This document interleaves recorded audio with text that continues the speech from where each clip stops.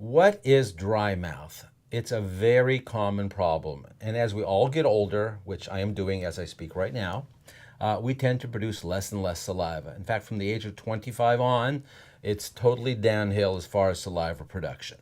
So the lack of saliva can be many factors. One is physical, which is very rare. Could be a problem with our salivary glands and the ducts, which draw saliva from those glands into our mouth.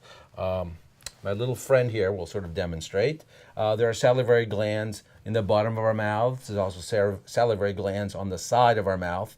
And if you do have a problem with the ducts and have a stone inside those ducts, it's called a sialolith. Don't worry, it's not on the final exam. You will have a very large swelling as the saliva builds up. So that's how you know if there's a physical problem. But there are also foods that cause that problem. Alcohol being the major one. Alcohol, chemically speaking, is a drying agent, and after a six-pack of beer, your mouth will become dry. You may not realize it, but your mouth will become dry. Smoking has the same effect. Smoking anything will have the same effect, and there's a condition that's very common now, especially in Colorado and the state of Washington, called cottonmouth, and that's from smoking marijuana. Again, smoke makes your mouth dry. Now, the side effect of medications is an increasing problem because as we get older, people are taking multiple types of medications. 75% of prescription medications have dry mouth as a side effect, primarily antihistamines, antidepressants, high blood pressure medication. In fact, we have lists and lists of those medications in my book. It's called The Bad Breath Bible.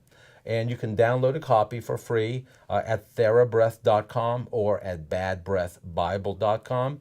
And you can read through all those medications. It's very informative, and quite often your physician, your pharmacist does not have time anymore to tell you about those medications, but we will do that for you.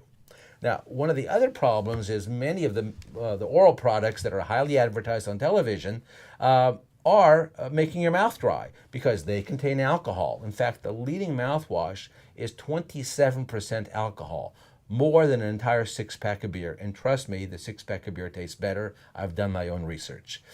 And almost every toothpaste on the market contains an ingredient called sodium lauryl sulfate.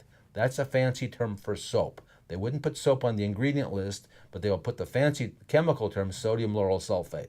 Because it's soap, it's put in there to make it foam up. Some marketing guy in Madison Avenue had the great idea to make it foam up so that you will think something is happening. It's doing nothing except making your mouth dry and actually causing canker sores. So, if you want to make sure your mouth does not get dry, avoid alcohol in mouthwash and avoid sodium lauryl sulfate in toothpaste.